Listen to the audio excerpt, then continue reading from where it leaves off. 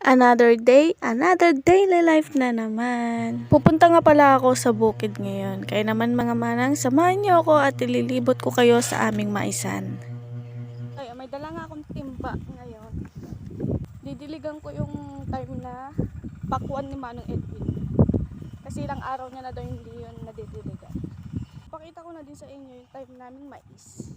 Sakto nga, nagpapatubig ngayon ng mais si Manong Edwin niya. Bali nga, 2 days niya papatubigan to kasi medyo maluwang itong maisan. Papatubigan ni Manong Edwin yung ngayon. So hanggang dun pa siya. Sa malayo. Na? Anong gulay?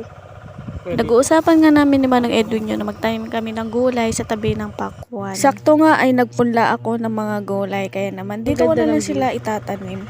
Lapit kami sa Daang Kalikasan. Pangasinan yun.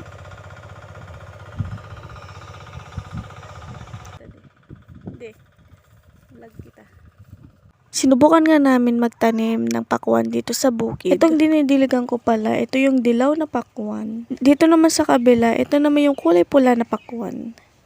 Nabuhay naman lahat ng pakwan. Sana matamis yung bunga nito. Magigib nga muna ako ng tubig kasi didiligan ko muna yung lupa na pagtatamnan ko ng gulay para hindi mahirap gambulin. Magtatanim pala ako dito ng sitaw, patola, okra at kamatis. Share ko nga lang sa inyo mga manang. Ako kasi yung klaseng tao na hindi mahilig sa gulay. Pero nga no, napangsama ko si Manong Edwin nyo ay natuto na talaga ako kumain ng mga gulay kasi nga si Manong nyo ay napakahilig talaga sa gulay. Sa pagtatanim nga namin ng gulay ni Manong nyo ay talaga naman nakakatipid kami sa aming pang-araw-araw. Lalo nga ngayon, ang mamahal na ng bilihin, lalo na nga ang gulay.